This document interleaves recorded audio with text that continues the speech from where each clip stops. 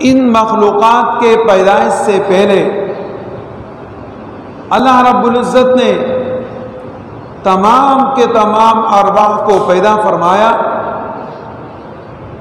اور ان تمام ارواح کو پیدا کرنے کے بعد پھر اللہ رب العزت نے ان سے خطاب فرمایا، الست بربکم، کیا میں تمہارا رب نہیں ہوں؟ تو سب نے کہا بلا، کیوں نہیں اے اللہ، تو ہمارا رب ہے، اے اللہ تو ہمارا پروردگار ہے۔ تو عہد الست سے اللہ رب العزت نے تمام ارواح کو خطاب فرمایا، اور پھر یہ جتنے بھی ارواح ہیں یہ ایک مقام پر عالم ارواح میں ان کو منتقل کر دیا۔ جس کی بھی باری ہوتی ہے دنیا میں آنے کی، اللہ رب العزت اس کے لیے دنیا میں انتظام کر لیتے ہیں، اور ماں کے پیٹ میں بچہ زندگی پاتا ہے، اور جیسے ہی اس کی عمر پوری ہوتی ہے اپنے وقت کے حساب سے روح ڈالنے والا فرشتہ آ کے اس کے اندر اسی روح کو ڈال دیتے۔ اور یہ جو ماں کے پیٹ میں بچہ ہوتا ہے، تو ماں کے پیٹ میں جب بچہ آتا ہے تو ظاہر ہے کہ اس بچے کی جو مٹی ہے یہ جہاں سے لی ہوتی ہے وہیں سے وہ بچے کی مٹی کو لے کر فرشتے اسی انسان کی تربیت کرتے ہیں، اور اسی سے یہ بچہ پلتا بڑھتا ہے۔ ظاہر ہے کہ ہر ایک کی پیدائش اللہ رب العزت نے مٹی سے کی ہے۔ ماں کے پیٹ میں اس کے شوہر کا رحم کے اندر نطفہ جاتا ہے، اور پھر اس سے خون کا لوتڑا بنتا ہے، اور پھر اسی طریقے سے اس سے ہڈیاں بن جاتی ہیں، پھر اسی طریقے سے اس کے اوپر گوشت چڑھتا ہے، اور انسان کی شکل صورت حیت تیار ہو جاتی ہے۔ لیکن اس کا اصل جب دیکھا جائے تو اس کا اصل مٹی ہوا کرتی ہے، جو قرآن کریم میں اللہ رب العزت نے ارشاد فرمایا منہا خلقناکم، ہم نے اس مٹی سے انسان کو پیدا فرمایا۔ تو یہ روح جب انسان کے اندر ماں کے پیٹ میں ڈال دی جاتی ہے تو یہ وہاں پر پھر پرورش پاتا ہے، اور پرورش کے ماں کا پیٹ جو بچہ اس میں زندگی پاتا ہے، آیا یہ دنیا کے قریب ہے یا آخرت کے قریب ہے؟ تو یہ دنیا کے قریب ہے۔ اس لیے کہتے ہیں کہ اگر حاملہ عورت جو اپنے زبان سے جس قسم کی ادائیگی کرتی ہے اسی قسم کی ادائیگی کے اثرات اس بچے کے اندر منتقل ہوتے ہیں، اور اگر یہ ماں زور سے قرآن کریم کی تلاوت کرتی ہے تو اسی اعتبار سے پھر یہ بچہ جب دنیا میں آتا ہے 5-6 سال کے بعد اس کو کسی مکتب میں، مدرسے میں، مسجد میں پڑھانے کے لیے بٹھا دیا جاتا ہے تو یہ بچہ فر حفظ کر جاتا ہے، اسی کی ماں کے پیٹ کے اندر اس کے دنیائی اثرات منتقل ہو جاتے ہیں۔ اسی طریقے سے بعض لوگ تو پیدائشی خاندانی طور پر سفید ہوتے ہیں، خوبصورت ہوتے ہیں، لیکن اگر کسی نے اپنے بچے کو خوبصورت بنانا ہے تو گلاب کا پھول وہ کاتی رہے، اس کا بچہ خوبصورت بن جائے گا اور سفید پیدا ہوگا۔ اب یہ اس طرح اس لیے ہوتا ہے کہ دنیا اس ماں کے پیٹ کے زیادہ قریب ہے، اور دنیائی اثرات کو یہ بچہ اپنی ماں کے پیٹ کے اندر ہی لے لیتا ہے اور اس کے اوپر وہ اثر انداز کرتا ہے۔ اسی کہتے ہیں کہ ماں کے پیٹ میں جب بچہ ہو اگر وہ حلال کا ہے تو بچے کے زندگی کے اوپر وہ حلال والے اثرات مرتب ہوتے ہیں، اور ماں کے پیٹ میں جب یہ بچہ ہو اور اس کی ماں حرام کھاتی ہے تو پھر بچے کے اوپر بھی وہی اثرات منتقل ہوتے رہتے ہیں۔ جب یہ بچہ دنیا میں آ رہا ہے تو آپ دیکھیں کہ سال، 1.5 سال اور 2 سال کے درمیان، 1.5-2 سال کے درمیان یہ بچہ باتیں سیکھتا ہے۔ اب یہ بچہ اگر کسی پٹھان کے گھر پیدا ہوا تو پشتو بولتا ہے، وہ اثرات لے لیتا ہے۔ اگر انگریز کے گھر پیدا ہوتا ہے تو فر انگلش بولتا ہے۔ اگر عربی کے گھر پیدا ہوتا ہے تو اثرات اس میں منتقل ہو جاتے ہیں، وہ عربی بولتا ہے۔ تو دنیا کے زیادہ قریب ہے، اور اسی طریقے سے ان بچوں کے سامنے اگر ماں باپ یا گھر کا ماحول کسی بھی طریقے سے ہو تو وہ تمام کے تمام طریقے بچے اپنے ذہنوں میں محفوظ کر لیتے ہیں۔ ہم تو یہ سمجھتے ہیں کہ بچہ کچھ جانتا نہیں ہے،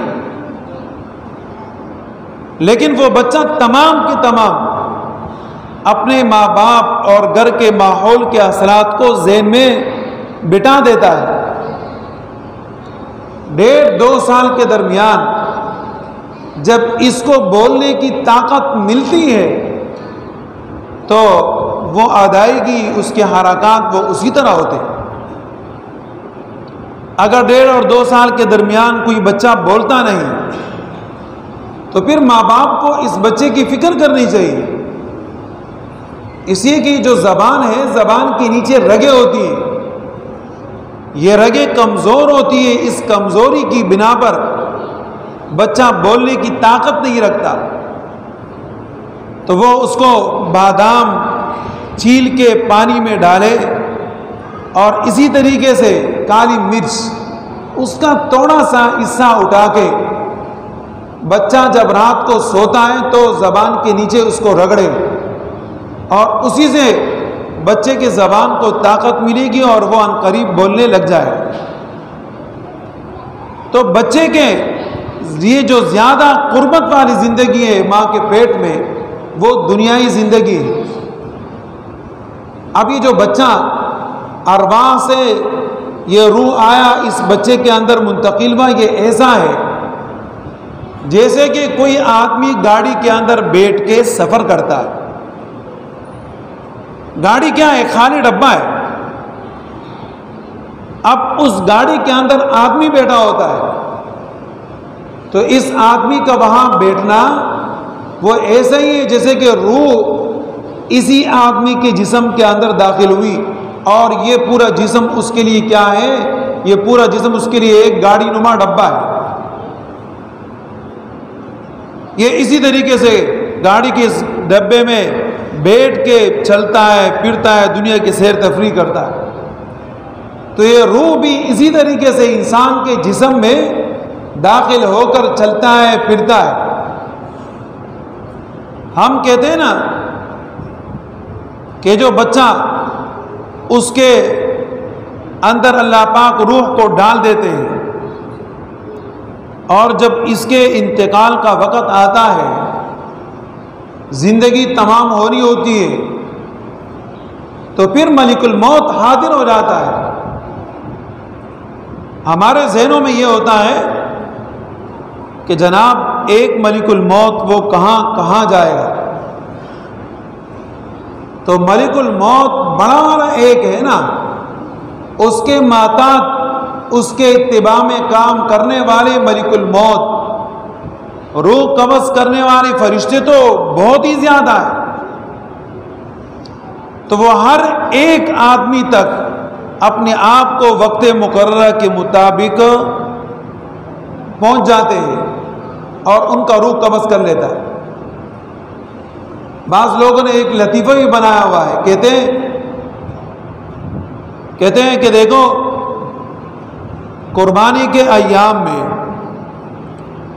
بہت زیادہ جانور ذبح ہوتے ہیں نا، کہتے ہیں عام طور پر جانور ذبح ہوتا ہے تو اس کا روح فوراً نکل جاتا ہے، اور قربانی کے ایام میں جب جانور ذبح ہوتے ہیں تو اس کا روح فوراً نہیں نکلتا۔ کہتے ہیں اسی کے فرشتے جو ہے نا وہ لین میں لگے ہوتے ہیں، ملک الموت، جبکہ ایسی تو کوئی بات نہیں ہے، لیکن بیچارے سمجھتے نہیں۔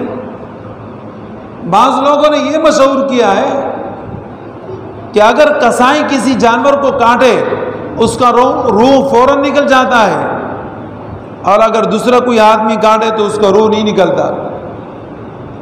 کہتے ہیں کہ کسائی کی ملک الموت کے ساتھ کیا ہوتا ہے؟ رابطہ ہوتا ہے، بات چلتی رہتی ہے۔ تو ایسی کوئی بات نہیں ہے، بلکہ یہ روح کے وقت کے مطابق ملک الموت روح قبض کرنے والا فرشتہ ہر آدمی کے پاس پہنچ جاتا ہے اور اس کا روح قبض کر لیتا ہے۔ جب روح قبض ہو جاتی ہے تو پھر ہم اس کو لاش کہتے ہیں، لاش۔ یہ جو لاش ہوا کرتی ہے یہ اصل میں عربی کا کیا ایک لفظ ہے، لاش ہے، کوئی چیز نہیں ہے، عربی سے بنی ہوئی لاش ہے، کوئی چیز نہیں۔ تو یہ لاش جب اس سے روح نکل جاتی یہ ایسا ہوتا ہے، لاش ہے کہ یہ کوئی چیز نہیں ہوتا، اب یہ کسی کام کا نہیں ہے۔ جیسے کہ ہم اردو زبان میں کہتے ہیں نا کہ فلاں آدمی مر گیا، مر گیا، اب مر کا معنی کیا ہوتا ہے؟ گزرنا، یہ عربی کا لفظ ہے، اور گیا اسی کا اردو ہے۔ یہ جو گیا کا لفظ ہے یہ مرنا کا ہی اردو ہے، لیکن دونوں کو ایک ساتھ ملا لیتے ہم کہتے ہیں کہ بھائی مر گیا، اصل ہے مر، اور یہ گیا اسی کا ترجمہ ہے اردو میں۔ مقصد کیا ہے؟ گزر گیا۔ جبکہ آپ کی میت کی لاش، آپ کا میت آپ کے گھر میں پڑا ہوتا ہے، اور باہر سے آ کے کوئی پوچھتا ہے تو آپ کہتے ہو کہ مر گیا، جبکہ تو وہاں پڑا ہوتا ہے، لیکن لوگ کہتے ہیں کہ گزر گیا یعنی چلا گیا، جبکہ وہ وہاں ہوتا ہے۔ تو اس کا مقصد کیا ہے کہ ڈبہ صرف یہاں پر ہے جو کسی کام کا نہیں ہے، اور اصل جو آدمی ہے وہ چلا گیا، روح چلی جاتی ہے۔ تو یہ روح اللہ رب العزت کے پاس چلی جاتی ہے عالم ارواح میں، اور برزخ میں اس کا انتظام ہوتا ہے۔ تو عالم ارواح سے روح آئی، بچے کے اندر داخل ہوئی، اور پھر اسی سے نکل کے برزخ کی طرف یہ روح چلی گئی۔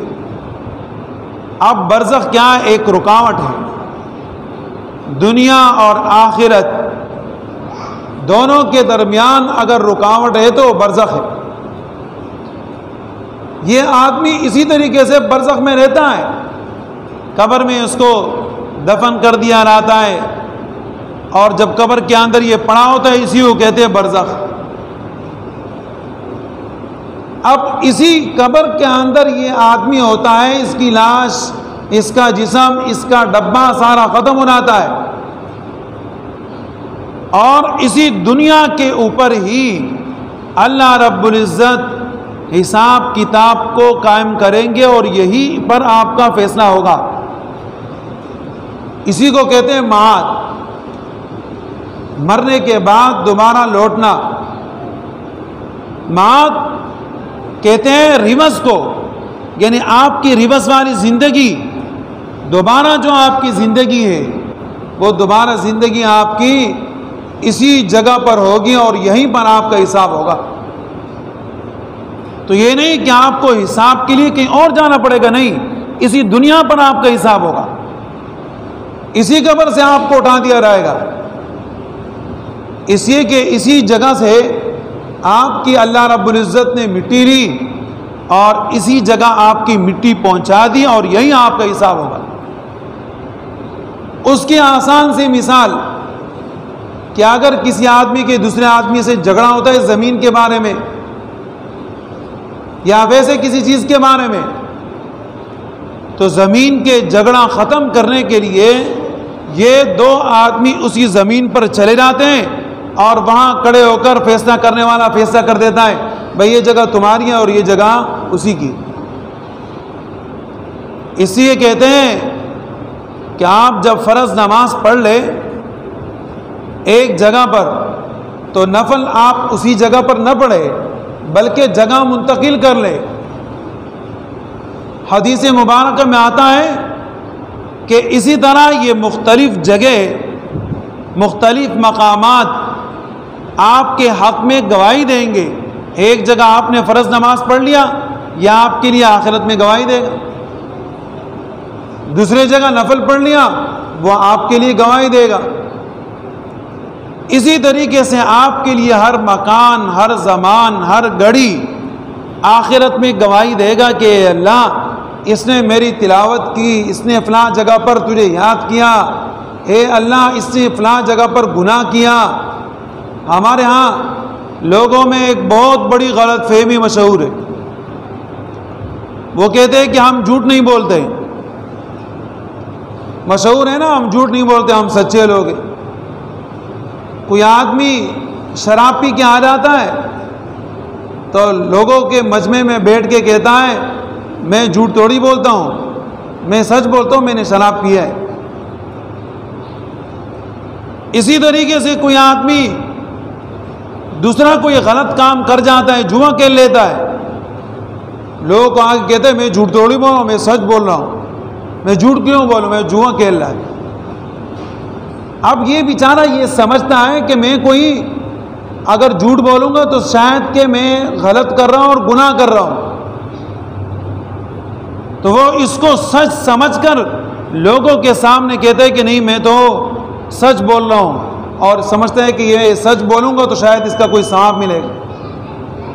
جبکہ اس کو پتہ نہیں ہے کہ میں اپنے خلاف لوگوں کو گواہی کے لیے تیار کرا رہا ہوں. جیسے کہ ایک جگہ آپ کے حق میں گواہی دیتا ہے نا کہ اس نے نماز پڑھا ہے، اسی طریقے سے یہ جگہ اور یہ لوگ پھر آپ کے حق میں گواہی دیں گے کہ ہاں اے اللہ اس نے یہ گناہ کیے. تو اپنے خلاف لوگوں کو خود بخود کیا کرتا ہے، گواہ بناتا ہے.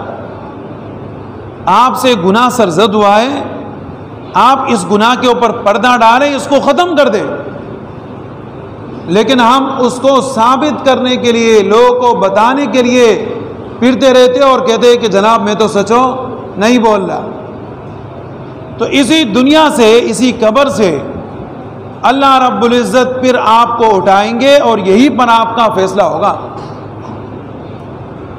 تو اس وقت تک آپ نہ جنت جائیں گے نہ جہنم جائیں گے، بلکہ برزخ کے اس جگہ پر جو دنیا اور آخرت کے لیے رکاوٹ ہے یہیں پر آپ. حدیث مبارکہ میں جیسے کہ نبی اکرم صلی اللہ علیہ وسلم کا ارشاد ہے کہ جب انسان کو قبر کے اندر رکھا جاتا ہے اور وہ انسان اچھا ہوتا ہے تو جنت کی طرف سے کھڑکی کھول دی جاتی ہے. جنت نہیں ہوتا، لیکن جنت اور اس برزخ کے درمیان ایک پردہ حائل ہوتا ہے، جنت نہیں جا سکتا. اسی طریقے سے اگر گناہگار ہوتا ہے تو اس کے اور جہنم کے درمیان پردہ ہوتا ہے، اور وہاں کے شعلے اس آدمی کو محسوس ہوتے ہیں، اور ایک شعلہ اونٹ کے برابر ہوتا ہے، وہ اس کو اس قبر کے اندر محسوس ہوتی. پھر اس کے بعد اللہ رب العزت کی طرف سے جو پل صراط قائم ہے. اب یہ پل صراط جو ہم سمجھتے نہیں، اب پل کیا ہے؟ صراط ہی. پل کیا ہے؟ صراط ہی. لیکن پل اردو میں ہے اور صراط کیا ہے؟ عربی میں. دونوں کو ملا دیا اور جناب نام رکھ دیا پل صراط. اسی کے اوپر پھر انسان چڑھتا ہے جب فیصلہ کیا جاتا ہے. تو جنت والے جنت چلے جاتے ہیں، اس کے لیے پھر ختم ہونا نہیں ہوتا، اور دوزخ والے دوزخ چلے جاتے، اس کے لیے پھر ختم ہونا نہیں ہوتا. اگر مسلمان ہوتا ہے تو پھر ہمارا عقیدہ ہے، اور یہی عقیدہ عیسائیوں کا بھی ہے، ان کے کتابوں کے اندر لکھا ہوا ہے. یہی عقیدہ یہودیوں کا بھی ہے، اس لیے کہ وہ بھی آسمانی کتاب ہے، لیکن انہوں نے تبدیلی کی ہے. ان کا بھی یہ عقیدہ ہے کہ مرنے کے بعد اللہ رب العزت آپ کو اٹھائیں گے اور پھر آپ کے متعلق جو فیصلہ ہوگا وہ کر دیا جائے گا. اسی دنیا میں رہ کر انسان اپنے اعمال کی طرف نظر دوڑائے کہ جو گناہوں میں ہم وقت اللہ رب العزت سے معافی طلب کریں، اور جو اچھے کام کرتے ہیں تو اس کے لیے دعا کرے کہ اللہ مجھے اس کے اوپر ثابت قدمی عطا فرما.